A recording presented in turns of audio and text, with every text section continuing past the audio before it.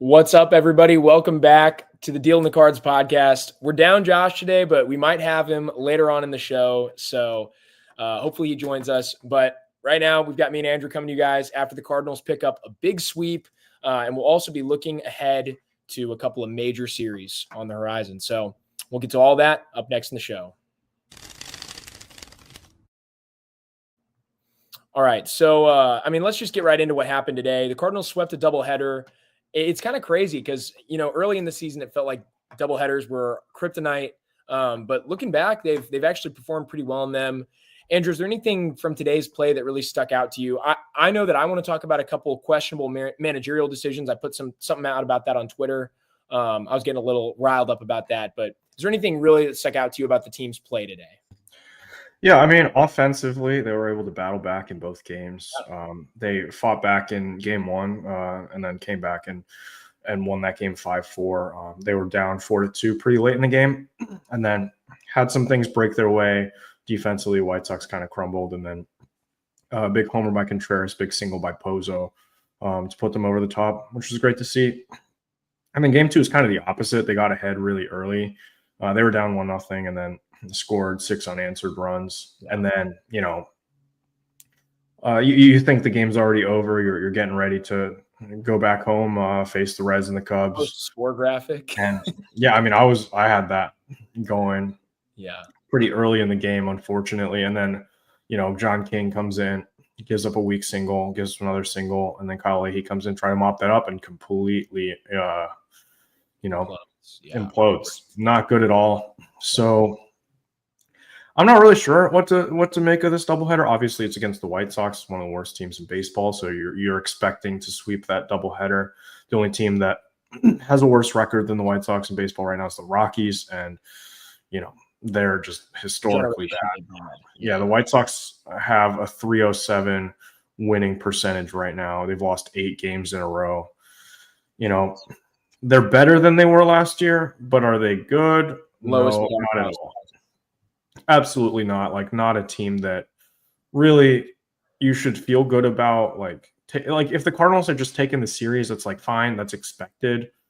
But you really needed more than that, especially after the awful stretch that they were just on. They lost 3 or 4 from the Brewers. They were swept by the Blue Jays. And then they did beat the Dodgers, and then a couple other rough series losses against the Rangers and the Royals, I believe. So, it's not been a very good June, but to get the sweep, you needed it. And I'm glad that they got it, but there are definitely some warning signs from today's play, especially in game 2.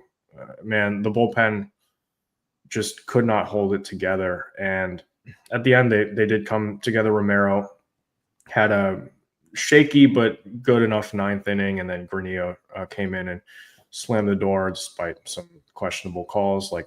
No complaints there, but I just feel like, it was not a clean win in game 2.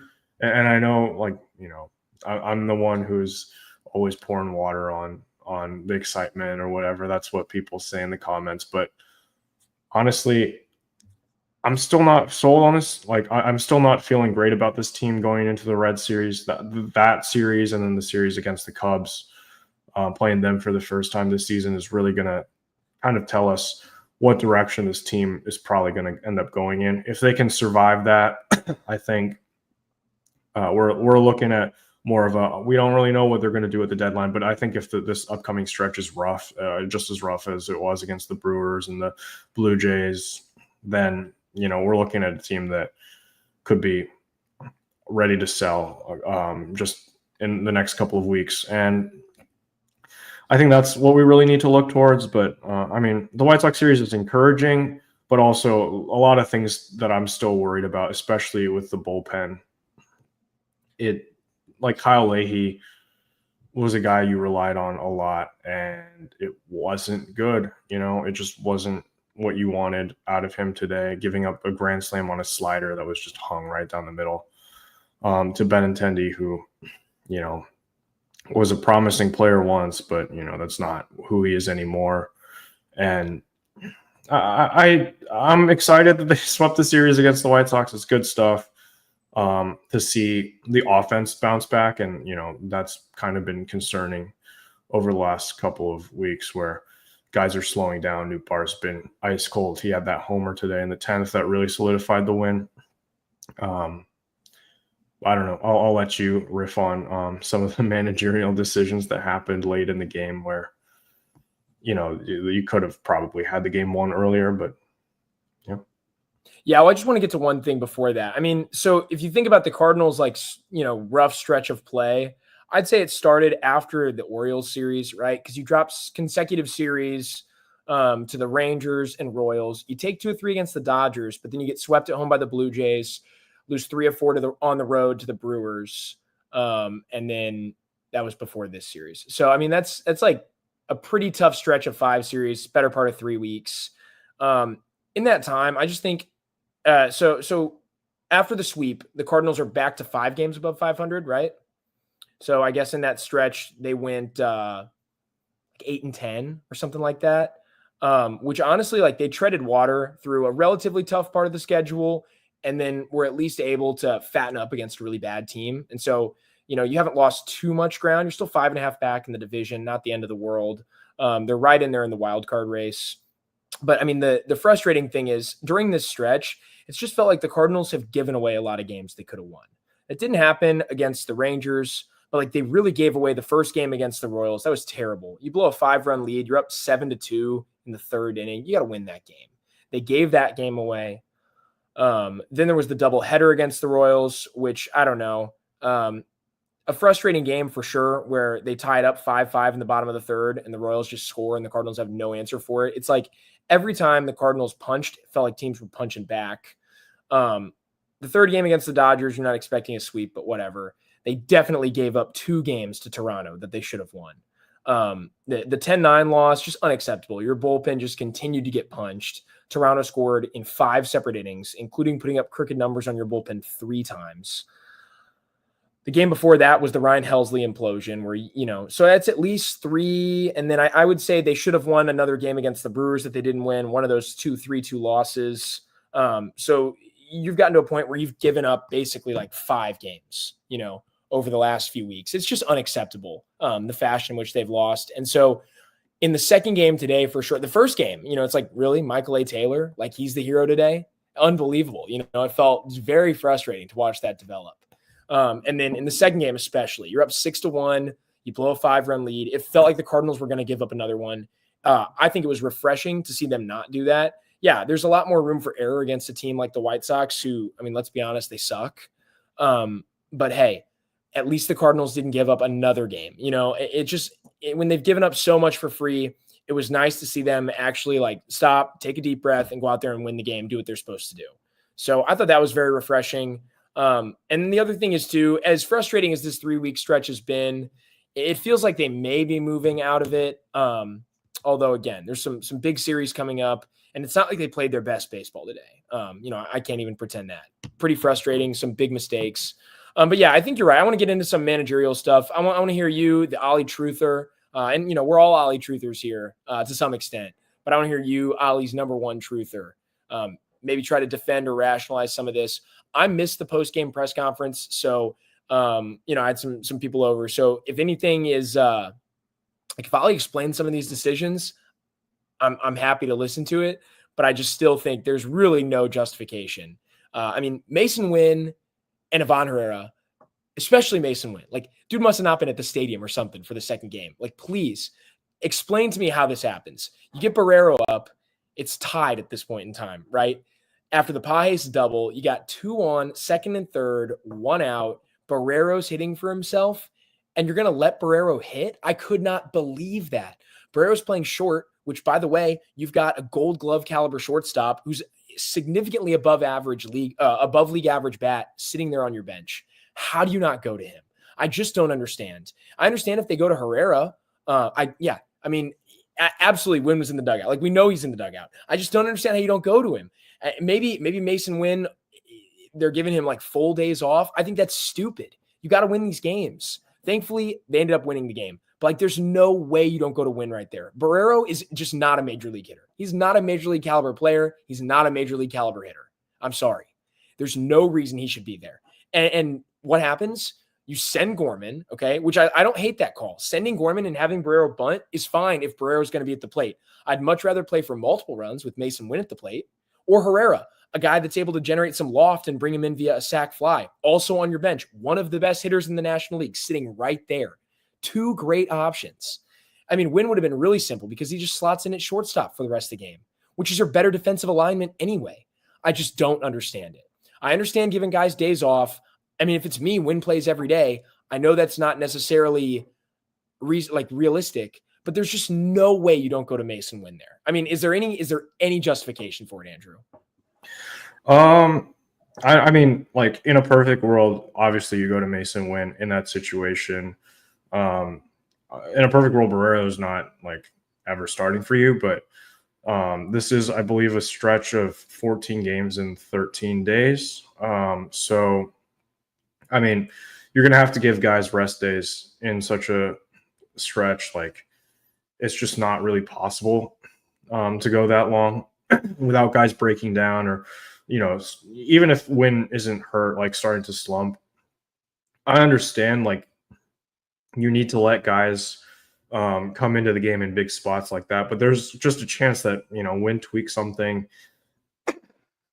in game one and wasn't able to be like deployed in that. Hi, Josh. How's it going? But, you know, I definitely do think there had to have been something going on with Wynn, because there's no excuse to not put him into the game in that situation. I'm trying to look and see if there was a defensive alignment with putting Donovan at shortstop. In that case, I think you lose your DH because Gorman is your DH, so the pitcher enters the lineup, which, hey, that could be fun. But in a situation, and yeah, I mean, Barrero was 2 spots behind Gorman, so I don't think that would have really been an issue if you put Ivan Herrera in there and then you shift Walker into the outfield. But then, like, things could get weird if you don't score in that situation where you could see a pitcher batting in the 9th or 10th inning, which, hey, fun. But I don't know if the Cardinals are necessarily comfortable putting Donovan at shortstop, especially with, you know, the injury that he dealt with over the last week or so. I mean, Barrero just has to get the bunt down. I don't really know what you're supposed to do. This reminds me of a play that we had against the Angels last year, where I think it was like Joe Adele or somebody like laying down a bunt, and then I think it was Jojo Romero was pitching, and then we just got the runner out at the plate because he just ran him straight into Pajes, which I thought was funny. Like, it wasn't quite as embarrassing as that, but I definitely think, you know, that's just a bad look of a play. I don't know. That's a rough situation to be in. Barrero was going to start. So JC, I guess, could have been on the roster to take that at bat. But the Cardinals are pretty clear that they want him in AAA to play every day. We had this discussion last time when we were just talking about why, with Walker on the bench, or Walker on the IL, Donovan on the bench, Newt Barnott playing, why, you know, Thomas JC wasn't in to face, I think, 3 or 4 lefties that they faced last week, which, you know, that could have been really helpful over a Jose Barrero or a Michael Ciani. But, you know, Barrero has a 148 average, 475 OPS. That's not, like you said, that's not a major league caliber hitter. And I don't really know what to do about that in that situation, other than to pinch hit Wynn.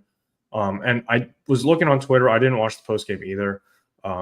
And I didn't see anything about Ollie making comments on that. I don't know if they asked him that. I don't know really anything about why he wasn't put into the game at that situation. But it's definitely frustrating. I don't want to like jump the gun yet, because obviously with all of these games, there's just a lot of players that are going to need to get days off, and you need Barrero. And yeah, but the Barrero to JC thing is on Mo. I don't know why. If you want that kind of a bat, why JC's not on your roster to play every day? But, you know, we might see him in a couple of games if they decide to DFA Barrero, or if they just need a guy to give a Mason Wynn or a Donovan a rest day in the future. But yeah, it's frustrating. If Wynn was available, that's on Ollie. We'll critique him fairly for that, but we'll see what happens, I guess, with what Ollie can provide us with insight in the coming days, or just maybe we'll just never know. But we won the game, so I guess that's good. Yeah, I mean, thank goodness they won the game, but I don't know. Barrero, you're right. Barrero has to get the bunt down. It's just unacceptable. And I don't know like what the response is. Barrero's going to be on the roster tomorrow, I'm sure. I don't think they're going to make a move right now. But it's just like I don't see what the role is for the team, and it's crazy how little playing time he gets. Like he's in a zone with few other players in recent years, like Fermin got relatively little playing time, but I feel like Barrero gets even less. He doesn't there's just not a great reason to have him here. I get that because he can play some outfield and he can play some shortstop, which is nice. And so I get that that's, a nice piece, but like got other guys that are capable of playing all around the diamond too, and it's not like he's giving you any value at those positions. Like he's I don't know how much better he is at like playing shortstop than Donnie would be. And it's like, listen, there's no way he provides Siani level defense in the outfield. So I just don't understand why you've got him there. And like, I know Michael Siani can get a bunt down. I'll say that. I've seen it. I know Michael Siani can get a bunt down. I know Michael Sinise. I think that pitch was like down the middle too. I'll pull up the game cast too, but it was not like a. No, it was completely unacceptable to not get that bunt down. Yeah. No, I disagree with this. I don't think they should send Gorman down, Joseph. I'd love to hear why you think they should do that if you want to put that in the chat. But like, I don't think they should do that. Gorman's been hitting really well, and it's it finally seems like he's figuring it out. I think people would be surprised to see how much better he's been than some other players on this team. I don't know where his OPS is after today. I've got his number 698. It is just a little bit, but like, I mean, Arenado and Noop are now higher. But it's 698 after today. After today, he didn't have a great day today, but that'll happen. He was bad because coming into today, 101 OPS plus. Yeah, but if you're fluctuating between that, you've been red hot. Like I would say just give Gorman the chances, man. Like he wasn't in the lineup yesterday for the rain out, and I was frustrated by that. But it's good to see that they got him in both games today. I think Josh had something in the chat that he wanted us to address. So what do you guys think? Oh, his take is on the state of the team. I said this, or I said I think Josh is optimistic, sees they took care of business, but is nervous about these upcoming series. I think that's exactly what Josh would be saying right now. Maybe I'm wrong, but what do you think? I don't know.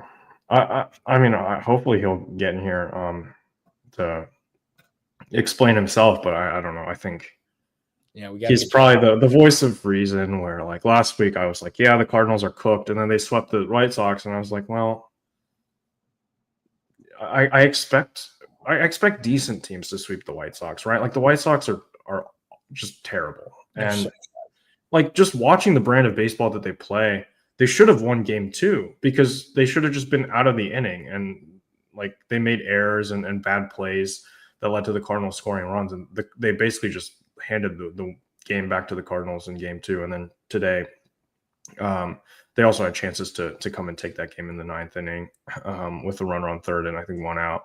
They just couldn't get it done. But I mean,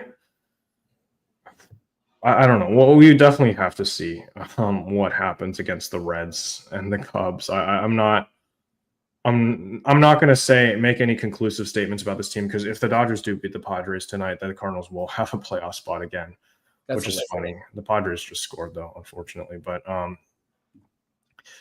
that I guess like you can't count a team out if they have a playoff spot. But I'm not. I don't think anybody should be ready to count the Cardinals out. But I do think. I do think. What do you think is the thing that's going to hamstring them most going forward? I mean, I feel like we're probably thinking the same thing. The bullpen, right? Yeah, absolutely. I mean, it's to a point now where it's bad. Like the bullpen's been really bad, and it's time to address how bad it's been. I mean, my circle of trust, like the guys I'd actually feel confident in the game, it's very small right now. It might just be one dude, maybe two. Maybe a guy got into it today. I mean, but like seriously, who do you feel confident when you're watching a pitch? No one. Maton? No. Because Maton is like, I think every single reliever in this bullpen has had stretches where like it's been really good and it's been really bad. Yeah. And like the guy you're relying on, Helsley, got it done today, but has largely not gotten it done. And then you have. No, I feel confident with Maton in the game.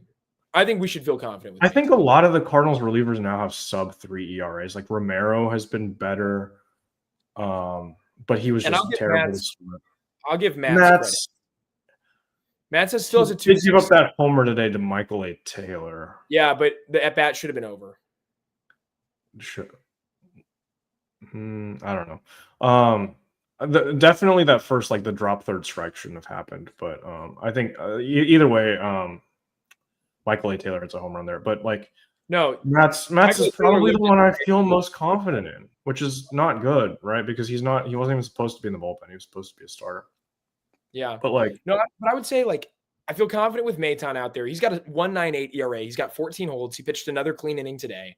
I feel confident with Matt's out there, and I don't know. I mean, sue me, but I kind of feel confident with Granillo out there. I felt good, even like seeing him go out for a second time, which I was like, I can't believe they sent Granillo out there twice. I know he only threw a couple pitches. Like he got one out in the first game because he just cleaned up an inning where, let me double check who it was, but we had some trouble.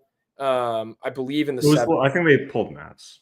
Yeah, they pulled Matt's. Was not his fault, but they pulled Matt's. Granillo came in, got that one out. He ended up getting credited with the win. And he only threw 4 pitches. So it's like, I get why they were able to go to him later. But to see a guy go twice in one day, pick up a win and a save, honestly, really great work from him. So moving forward, I don't know. I'm excited to see what he's capable of doing. I'd love to see him get into some more games. He's been unbelievable at AAA this year. He's been just untouchable, which has been awesome. And then I don't know. It was nice to see Ryan Helsley with a clean inning today. I mean, it's one of how many has he had all year, right? Very few. Yeah, I mean, got a strikeout, which was nice. But I don't know. I don't know if I even feel confident with him in the games right now. I mean, Granillo's made 4 appearances. Like they've been good for the most part, like clean. He hasn't given up a run. So, I mean, maybe, but I'm not going to be like, oh, I really trust this reliever after 4 appearances. That's just not how baseball works or how relievers work. I mean, we're just going through the roster. Helsley don't feel confident in for the most part. John King definitely don't feel confident. Kyle Leahy is maybe Riley O'Brien. Kyle Leahy right now, I don't feel good about. No, absolutely not. Kyle Leahy regression hurts. Phil Maton has been like probably the steadiest reliever throughout the year, but even he had like a rough patch. You gotta feel good with Maton out there. He's got a I don't feel bad with him. Holds. It's been a while since Maton struggled too. I mean, I want to look, but like I feel good with. But like, if there's like one guy you feel good with, Matt's I feel good with. O'Brien is starting to earn some of that. Romero's starting to earn some of that. So like, there's guys coming, but like, dude, listen to this. Maton's last 7 games hasn't allowed a run in 7 appearances. He's allowed a total of 2 hits in his last 7 innings pitched. In his last 15 games, he's rocking a 1.23 ERA, 14 2/3 innings. He's only given up 10 hits. He's walked 8. So it's a whip over 1, but he struck out 19 in that stretch. So his strikeout rate's been higher over his last 15 games than it's been this year in his 29 total appearances. And he's been basically unhittable. And he's been pretty darn good. Has allowed a total of 2 runs in his last 15 appearances. Like, I feel really good with Maton out there. I think we're not giving him enough credit. He's been excellent for the Cardinals this year. Yeah, no, he's been good. And without Maton, this bullpen is really bad. I think it's fair to say that. Oh, I agree. I mean, I still think this bullpen is pretty bad just based on, I mean, I think they lost 4 1-run games last week, and they were pretty close to losing a couple more today. Where I don't know. I want to be optimistic about this team. So people are leaving comments saying that I'm hardly a fan or whatever. It's like, no, I mean, I want to be optimistic about this team. I just look at this bullpen and I'm like, I don't know how to feel. I hope Ryan Helsley can turn a corner and get back to what we know him to be. And like, there's enough names where I can be like excited about. The Memphis shuttle could be running, and I mean, you got guys down in Memphis that are exciting. Graceffa can be, I think, a decent. I mean, I actually want to ask this though. Like, this is a good point. Like that's what we're saying right now. Like, we totally agree, right?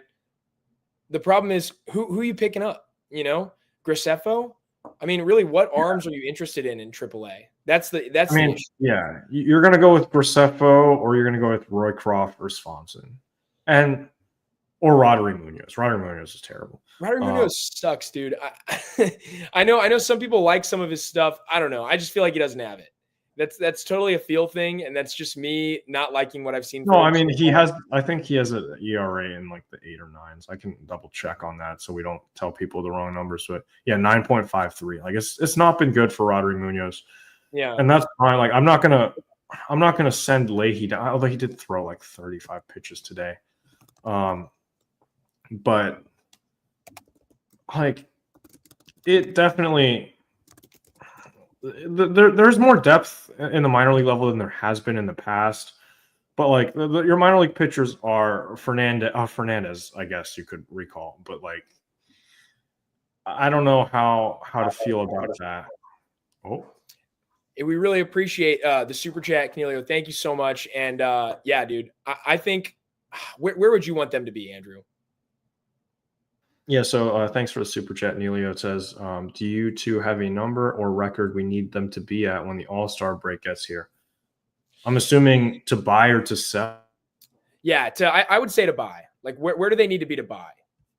Yeah, I mean, how many games do we have until the All-Star break? I saw someone on Twitter say that we were going to be 10 games under 500 by the All-Star break, and I was like, I don't think that's even possible at this point. They'd have to be so bad. They'd have to be. I think they would have to lose like every single game until the All-Star break. I don't think we're that like. But I mean, we've got what, like I would say close to 30 games between now and the All-Star break. Yeah, I'm not gonna really give you like a number that's like over or under 500 at the All-Star break, but like if they're like 2 games back of the wild card, yeah, I feel like, I mean, that's not the deadline. So, but like by the All-Star break, if they're like within 2 games of the wild card, and then you have a stretch Diamondbacks, Rockies, Padres, Marlins, which is like 2 like teams that are kind of in contention. Padres are in contention. The Diamondbacks are like hovering around there, and then 2 teams that are just terrible. Then I think you could probably get to within the range to sell or to buy at the deadline. But like, what are you gonna? I don't know. The deadline is this deadline's gonna be really confusing and really like I don't know what to do, which is kind of what they want us to. That's kind of what Mo said to us at Blogger Day, right? Like he wants us to be conflicted on what to do at the deadline. He wants to be a hard decision because like the Cardinals aren't going to be almost like they go on a miraculous run. They're not going to be like handily holding the division by the trade deadline. So it's not going to be like surely like this team must buy. But he also doesn't want it to be like surely this team has to sell at the deadline where, I mean, I think within 2 games of a wild card is where I would want. Right now they hold a wild card. If depending on how the Dodgers game goes, they might be a half game back. But I mean, right now, if the deadline was right now, I guess sure, try to see what you can get. Try to get creative because I don't think I think you're doing a disservice to the players if you don't at least try to add something and try to improve this team and try to make a run and say that you believe in them because part of it is yes, yeah. Yeah. I mean, part of the season is you need to give the young guys runway. You need to let them play. But part of it is like, yeah, you need to believe in them when they start playing well. You need to like buy into that, right? Yeah. But I mean, so I'm looking at the schedule now, and there's 22 games between now and the All-Star break. That schedule, honestly, is pretty light. You get Cincinnati at home. I think we should expect them to take that series. You get Chicago at home. You got to at least split with Chicago. You get Cleveland on the road, which is a tough series. But then you go Pittsburgh on the road, Chicago on the road, Washington and Atlanta at home, then the break. So 22 games. I would say if the Cardinals win 13 of those 22 games, you feel really good. That's 53 wins by the All-Star break. 13-9. I think they can take series against Washington, Atlanta, and Cincinnati and Pittsburgh. Like those are series you expect them to take. Atlanta's not been good this year, and you get them at home. You know, the Cardinals have been great at home. You got to protect Busch Stadium. You got to win some of those series. You don't even If sweep you're them. there, you're not allowed to go. Well, I'm probably going to go to at least one of them before I move. Sorry. You're not allowed to go. No, I'm going to be 0-6. I'm definitely killing this here. But I think you gotta expect the Cardinals to at least win 11 of those games. I think if they're under 50 wins by the All-Star break, you're looking at a team that's probably not in contention. That would have them going like 9-13. But I think if you see them at 53 wins, you got to feel really good about where they're at, you know? And then that's right. I saw Mason Windu threw something in here. Good stuff to see how much the schedule lightens up after the All-Star break. You get your first games against Colorado. You get Miami at home. Arizona hasn't been too tough for them to play against, so some stuff they can do. But yeah, we got to take a quick break to thank some of our sponsors for the show. So first up is 314 Sports Cards and Collectibles. They're located at 9640 Olive Boulevard, and they really have everything you could be looking for. Are you going to be ripping some packs here, Andrew? Oh, yes. Oh, yes. All right. So while Andrew's doing that, again, 9640 Olive Boulevard, they're open 10 to 4 Monday, or 10 to 6 Monday through Friday, and 10 to 4 on Saturday and Sunday. They've got everything you're looking for, whether that's, you know, local players or stars around the league. They've also got some other types of trading cards if that's your thing. So get down there. Devin's a really cool guy. So, you know, let him know we sent you in. It's a great place to spend some time. Now we got Andrew going through one of these packs. As many of you know, he has developed a slight addiction to trading cards. So we'll see if he gets anything good here. Andrew, is there anything you're hunting for in this pack? I'm looking for a Shohei Ohtani pitching card that I haven't got in there. I know he's in the set, but I don't Mason know. Miller. Mason Miller's low-key been trash lately. John Singleton, Anthony Volpe. Okay. We didn't get it, but that's okay. We have a lot. Do you have anything else or just the one to open today? Just that one. Yeah. All right. Well, and then we'll also hear another quick message from one of our other sponsors. The Deal in the Cards podcast is proud to be partnered with Underdog Sports, our favorite place to play fantasy games. You're now eligible to play in Illinois, Missouri, Indiana, and 37 other U.S. states. You got to check out Pick'em. It's so easy to play. You just pick 2 to 8 stats of your favorite players and choose whether they'll go higher or lower. You can win 20 times your money by going 5 for 5. If that sounds like fun, sign up with our promo code CARDS to claim your first free pick plus first-time deposit offer up to $1,000 in bonus cash. We can't wait to see your entries. All right. Well, thanks, Underdog. Definitely go on Underdog. Sandy's been losing a ton of money recently. I'm not losing a ton. Okay. I got cooked today. Okay. McGreevy should have stayed in and he should have recorded 3 more outs. That was ridiculous. Yeah, honestly, that would probably be my, depending on what the win situation is. Hopefully he's healthy and he'll be in the lineup tomorrow. But depending on what that situation is, if that's what we think, or if that's the just giving Win the day off fully and not wanting it to risk injury or something is going on with the back. My biggest critique of Ollie this evening would probably just be not letting McGreevy go out for a 6th inning. I think he was at 76 pitches and he was dealing, right? 74. He'd only given up a couple of hits and 1 homer to Ryan Noda, which is unfortunate. Yeah, he doesn't get the win now either. Yeah, he doesn't get the win either. 76, you're right. Yeah, so 5 strikeouts too. Yeah, 5 strikeouts, only 3 hits, 1 walk. That's a very solid start. I don't know why you don't let him go out for the 6th. You brought in O'Brien to a clean inning, and then King and Leahy. I don't know, man. I don't know how much longer you can keep standing up for John King, because I feel like his day is coming, and it's coming quickly. 456, fine last guy in the bullpen. Don't come after my boy.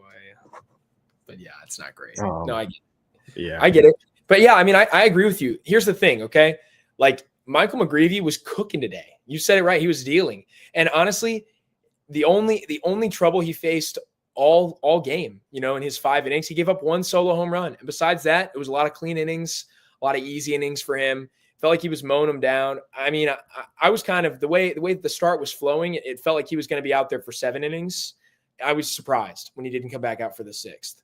Now I know, and some people have told me on Twitter, and I know that he was on short rest. Okay, he only had 4 days rest versus 5. But if you're going to start him, once he's already up and going, and if he looks that good, you got to win these games. Oh, I didn't know that actually, but You got to win these games. And I can't imagine that the difference between 76 and like 85 pitches is that huge.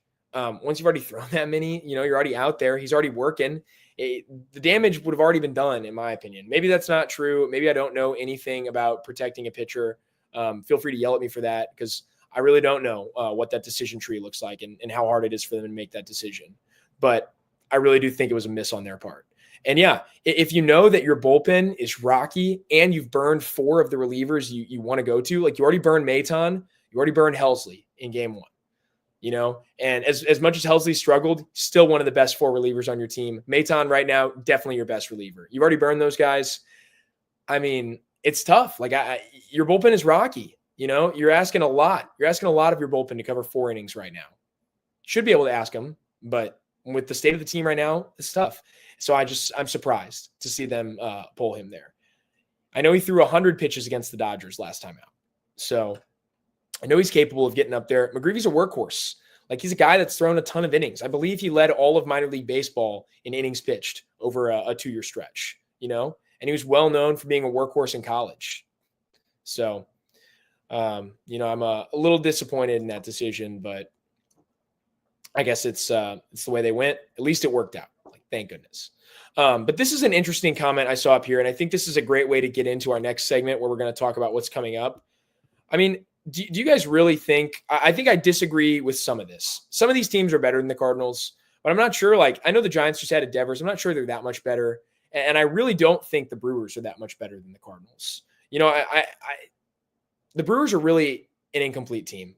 Offensively, they've been really bad at times this year. They're definitely not as deep offensively as the Cardinals. Like, I don't think they're a better team than us. I don't think the Reds are a better team than the Cardinals. I've been seeing people, again, throwing the Cardinals down in 4th in the division. It's like, hey, we're still ahead of the Reds. We've been ahead of the Brewers all year until right now. And, yeah, we had a rough series against them. I'm tied with the Brewers now. Yeah, we're tied with them. Yeah. We've been ahead of them all year, though, until we're tied with them now. And I know we had a rough series against them, but seriously, I mean, we're 2 runs away from winning that series, or at least splitting. Had our chances, didn't cash in, and the Cardinals were definitely in a skid. But I think the Brewers have been on a heater. Like, if we get hot and the Brewers are on a skid, we probably take 3 or 4 from them, But I don't think they're better than us. I don't think they're that much better. Andrew, I'd love to hear your take on that. Like, where do you think the Cardinals rank? They're probably not as good as the Cubs right now, but I'm not sure that gap is huge, and we're going to get a chance to see how we match up against them next week. I don't think we're better than them right now. But do you think the Reds and Brewers are better than us? And do you think the Brewers are substantially better than us? Where are you on that? I mean, I don't like for up until this rough stretch of the season, the Cardinals have just been better than the Reds and the Brewers, and the Reds and Brewers have kind of gotten hot at the right time.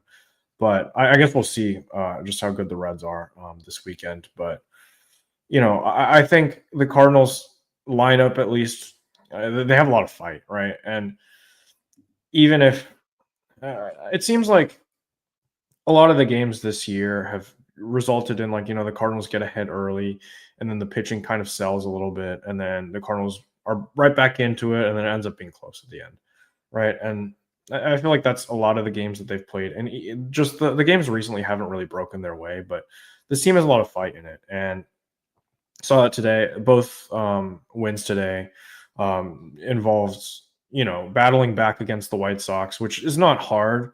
The White Sox, I think, have the most blown leads in all of baseball. Maybe I'm wrong, but I think I heard that on the broadcast. Where, like, that's not difficult, but they've been doing that against other teams too, right? Like, they tried to do that against the Brewers and the Blue Jays. Didn't really go their way, but they had comebacks and ended up falling short, but they were fighting in a lot of the games that they've lost this season. And those are characteristics of winning teams. And I think, this team has proven that it can dance with the best of them. They beat the Dodgers in a series. They beat the Mets in a series. They beat the Phillies twice. They haven't played the Giants or the Padres yet. We'll see later on, but they've beaten good teams. Beat a lot of good teams. Yeah, and even in the American League, they beat the Astros in a series earlier in the season. They got swept by the Blue Jays and the Red Sox, but those are probably the 2 worst series of the entire year. But they've been solid against these teams. They're 22-23 against teams over 500, which has changed a lot recently. I think they just losing to the that many to the Brewers and the Blue Jays has Brewers really and Blue Jays killed us. Yeah, hurt but that's them in one that bad aspect. stretch. It's one bad stretch. Teams go on skids. I'm Right. waiting for the Cardinals to get hot again, because it's going to happen. Like, they're going to be hot eventually. It could be next week. Yeah. It could be 3 weeks. I'm really hopeful they don't go on another skid like that this year, though. Because, and like, are they better than the Dodgers? No, but they took 2 out of 3 from them. Are they better than the Mets? Probably not. They took 2. They got swept on the road, and then they took 2 out of 3 at home. Are they better than the Phillies? I don't think so. They beat them in 2 series. Are they better than the Cubs? I mean, I don't think so, but we're going to finally see how it looks. But we'll see how it looks this week against a team that just seems to be battling back in every single game, right? And but are they better than the Giants? I don't know. Like, the Giants, to me, were always missing that bat, and they got Devers, but the Giants' offense is still not super deep, even with Devers. It's still not deep, even with Devers. They have right now it's just him and Adames, I think, are the 2 like big hitters. Chapman will come back soon. Lee has started hot, but then he slowed down a little bit. And then the Padres really have a lot of holes, right? The rotation has lost a lot of pieces. King has been out for a while. Darvish has been hurt. I think Musgrove is out for the year. Cease has not been good. Their lineup is also like it looks intimidating at the top, right? Like, I got to see a lot of their lineup this week, just watching them play against the Dodgers. But like, you got Tatis and Machado and Arise, but then you have Gavin Sheets batting cleanup, Xander Bogaerts, who's been awful, Cronenworth is like fine, and then you have Jose Iglesias and Martin Maldonado is batting for them today. And it's like, you have a couple guys at the top that are stars, right? Tatis is a star. Machado's a star. Arise, I don't even know. He's batting 281, 707 OPS. I don't know why he's batting second for them. Arise stinks. They just don't have a lot of depth. And that's the thing where it's like, everyone's looking at the Padres team that got hot last year and was one of the best teams in baseball at the All-Star break, gave the Dodgers a run for the money in the playoffs. Like, really, that was the one team that was challenging for the Dodgers on their way to the World Series. But this is a different team.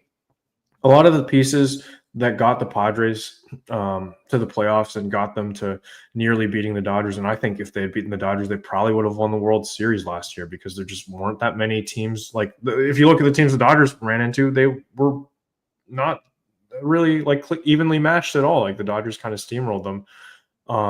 And I think the Padres are weak. You could easily take their spot away.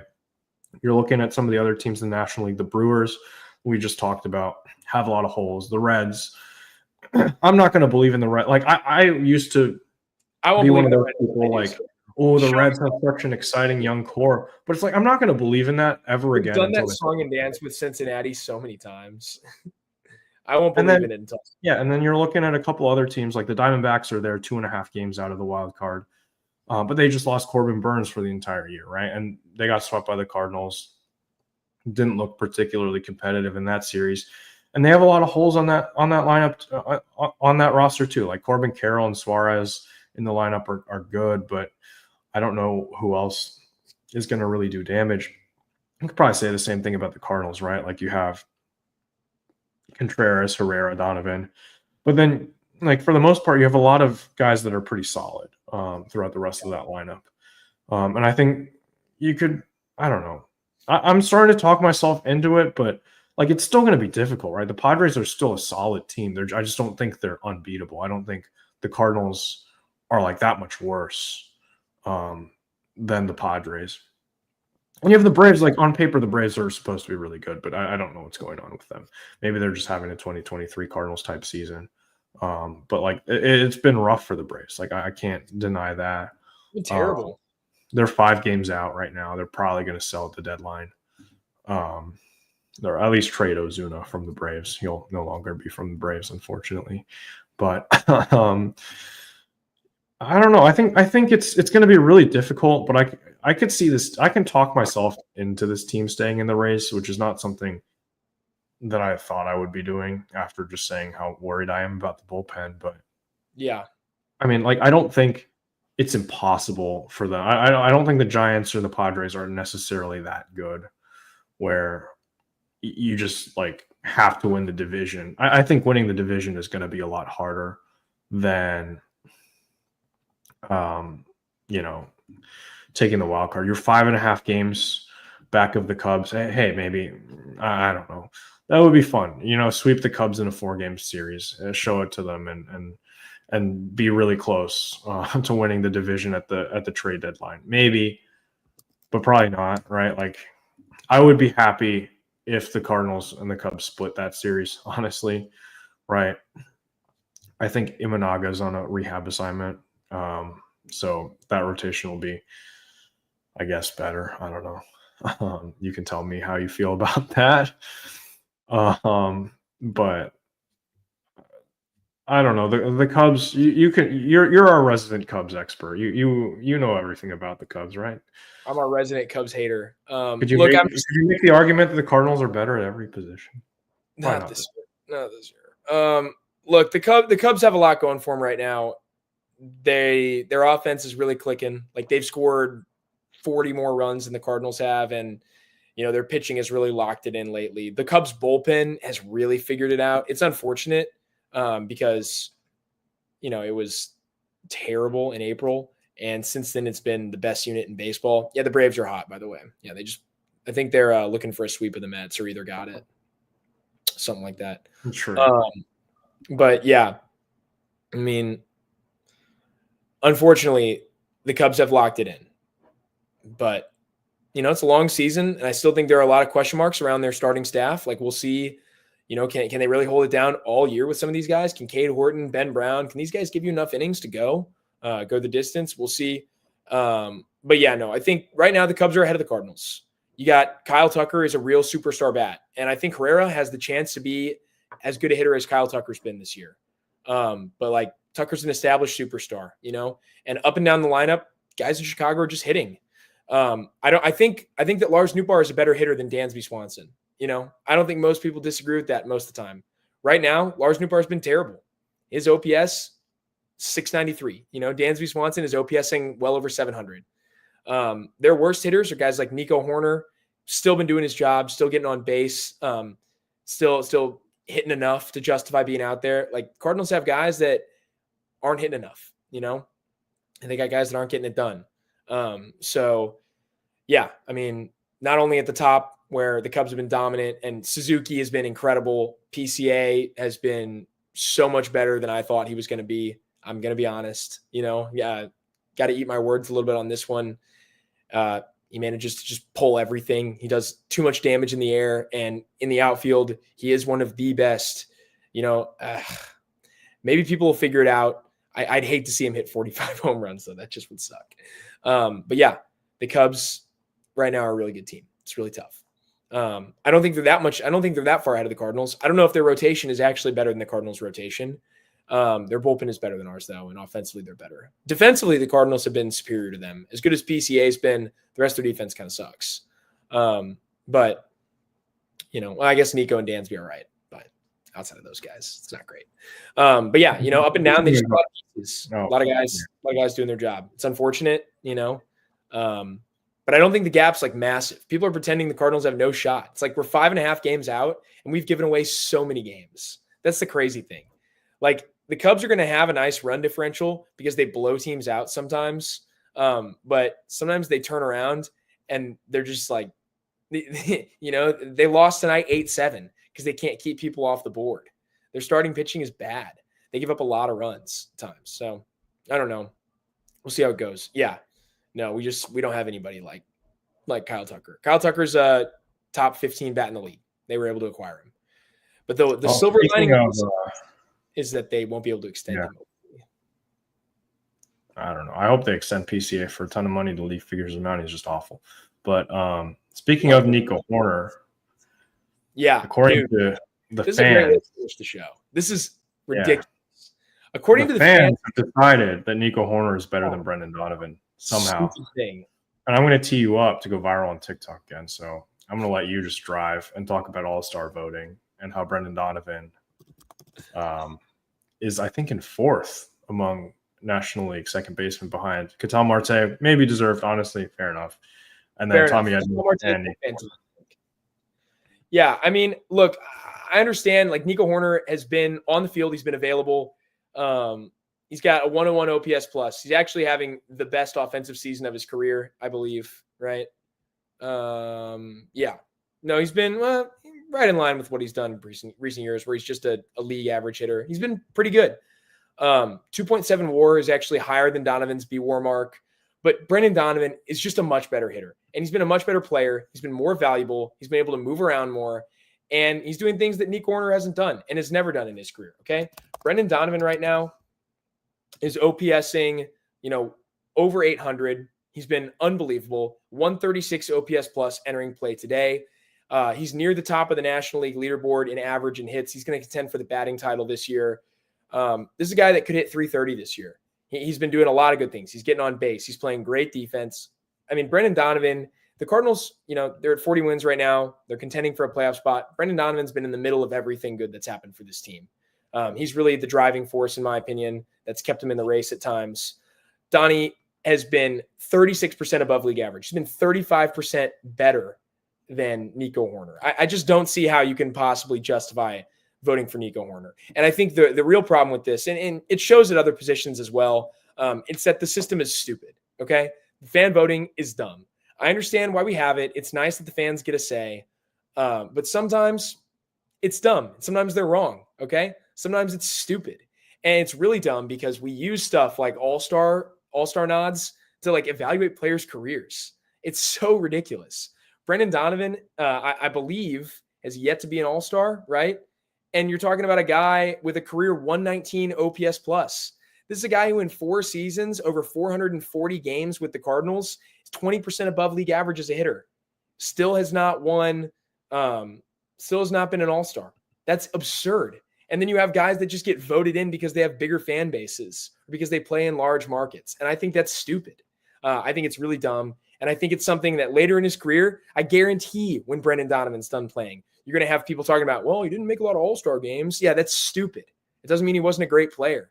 And I just think it's a shame. And I think you can keep fan voting, but it's way too influential right now. And there are times when it benefits the Cardinals. Go back to 2015 when, the Cardinals and Royals, our fan bases dominated voting because we're really good. People were really invested. And they were handing out paper stuff at the ballparks, right? Like now it's on the phone, so it's a little different. But they were handing out those paper ballots. I remember being a kid and jamming the pencil through the holes, trying to vote 30 times at once, But I just think it's ridiculous. And I think it's a real shame when you've got a player like Brendan Donovan, who, he'll probably get recognized as a reserve this year because the All-Star game literally incorporates so many players these days. But I just think it's ridiculous that you've got the fans deciding that Nico Horner has been more valuable than Brendan Donovan, because it's just not true. It's not true on its face. And there's other reasons that it's stupid too. Somehow Alec Burleson's not on the ballot. He's been awesome this year. Arguably better than some other guys who are in the top 3, like Tasker Hernandez, right? Is that real? I mean, yeah, I don't know how this guy is getting all the support in the world. That's the benefit you get, though, from playing somewhere like LA or New York, where you just have a massive army of fans ready to vote for you, no matter how you've played. Yeah, I mean, Ronald Acuna's in line to be a finalist, and he's played 10 games, and he's been great in those 10 games or whatever he's played. But he's not played nearly as much as Alec Burleson, which I think he should be on the ballot. Yeah. There's a couple of things that I just want to get into with the All-Star voting. I think some of these names that are more household names are just getting votes. Like Nolan Arenado has 143,000 votes.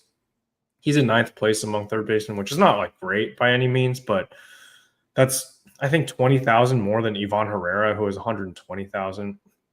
And I know Herrera's probably in a more competitive position where Shohei Ohtani has 1.3 million votes, and he's going to probably win that vote in a landslide just because he's the best ever. Anyway, sorry. But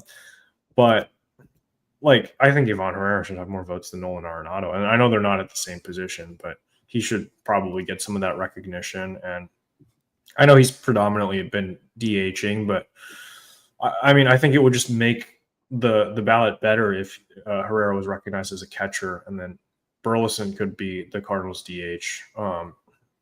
Because Burleson, I think, has been really, really good and maybe worth like a reserve look at an all-star position, just because he's had such a great June. His OPS is now over like 810, batting over 300.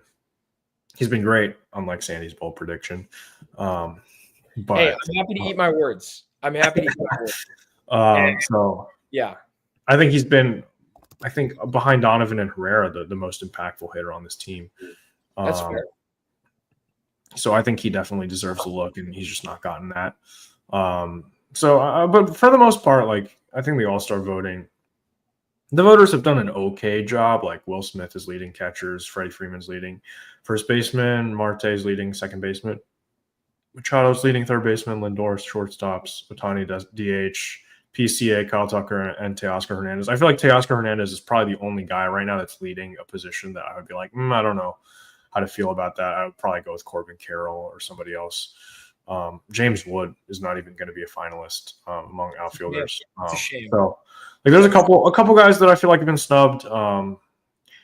But for the most part, the fans like do an okay job. Goldie's leading AL first baseman. Wouldn't that be something? James Wood is a 60% above league average bat. It's just a shame that when you've got a guy like Herrera who's got a 157 WRC plus, and that was entering play today, and he had a solid day. I definitely think he would have, if he had a 153 WRC plus or whatever you just said, and he had stayed healthy, that probably would, like, he'd probably be an all-star. It's a shame when that guy's not going to get recognized, and maybe he gets in as a reserve. Yeah. I think he absolutely deserves it. Yeah, I think but it's a shame. Like, with Devers now, I just think NLDH is too stacked. Yeah, there's just too many guys. It is stacked, but it's like you got to find a way. I don't know. And if he actually doesn't deserve it, because there are enough guys ahead of him that do deserve it, it's fine. But like, that's the type of season that should earn you recognition. And if Donovan doesn't get it for, the fourth consecutive year, ridiculous. Well, the Cardinals need one, right? And it's probably Donovan. Like, you just have every team has to have one. So yeah, that's true. It could be Donovan. Yeah, you don't need defensive catchers for an all-star game. Like, I don't know who's going to be stealing in the all-star game. I know Ohtani got picked off one time, which was funny, but like, I feel like that generally doesn't happen. But yeah, Goldie being an all-star for the American League would be funny. Yeah, I'm sure Cardinals Twitter would love that. But oh my gosh, I can't wait for the takes. It's gonna be crazy. But yeah, it'd be really funny if it was Arenado. I hope it's not, but it might be. If he leads the team in voting. Arenado? Oh, no. Donovan has more votes, but I'm saying has a lot more votes. Like, Arenado has more than like Herrera. Yeah. And like Contreras and like, it could be a pitcher. They could always give the nod to a guy like maybe a Phil Maton or something. Can you imagine Phil Maton? No. It's not going to be Phil Maton. But I think it has to be Donovan. But I think we're like the last couple of years, we're only going to have one all-star. It's unfortunate, but it is what it is. Yeah. Sorry, my Wi-Fi just cut out there, but no, that's probably a good sign that we've been running long enough. Oh my goodness, I'm cutting out all over the place. No, your audio is fine. Oh, maybe it's just on my screen then. It's getting kind of weird, but yeah, it's probably a good sign that we're bumping up against that hour. Let's just before we get out of here, how do you think the series against Cincinnati is going to go? And then is there anything you're looking for ahead of the Cubs series? Oh, I don't make predictions. Yeah, that's true. You don't have predictions anymore. Well, I think the Cardinals are going to take 2 or 3 against Cincinnati. You're going to get a game from Sonny Gray, who's been pretty good lately. Been a nice stopper for the Birds. And then you're also going to get a game from Miles Michaelis, which isn't great. It's kind of unfortunate. And Palante. But you're going to get a Palante game. They've got Singer going, who's actually been pretty good this year. I think we win the Gray Miley game for sure. And then I don't know if we'll be able to score on Abbott. He's been dominant as a starter. But I think they're going to get 2. I think they're going to find a way to get 2. And obviously we'll have a big episode after that series, getting ready for our first series against the Cubs. So, is there anything we're missing today, Andrew? Is there anything we got to throw in before we finish up? No, I'm excited. Definitely feel better. Like, if they had lost one of the games to the White Sox today, honestly, I think this would have been a doom and gloom episode. And I was all but ready for that once they scored those 5 runs. But they took care of business, which is good. That's what we needed to see. I hope the Dodgers take care of business so the Cardinals can hold a playoff spot by the end of the night. That would be really fun. Because you just don't know how long that's going to last, right? Like, I'm excited to see them play the Cubs. Maybe I'll go to one of the games. Maybe you will not go to any of those I'm games. definitely going to one of the games. Sorry, hate to say it. So we're not going to sweep the Cubs. I'm going until I get a win. So it's going to happen. Yeah, probably. All right. Oh boy. I'll have maybe some big news to share on Sunday as well. Oh, so yes. We'll see. I think Josh already dropped it in the chat. Hey, there's a soft launch. All right. Well, We'll see you guys next week. Thanks for tuning in as always. If you have any questions or anything you'd like us to address that we didn't get to in the show, feel free to comment below. There's a good chance it could make it into one of our mailbag episodes, Q&As we like to put out there each week. So as always, thanks for listening. We'll see you guys next time.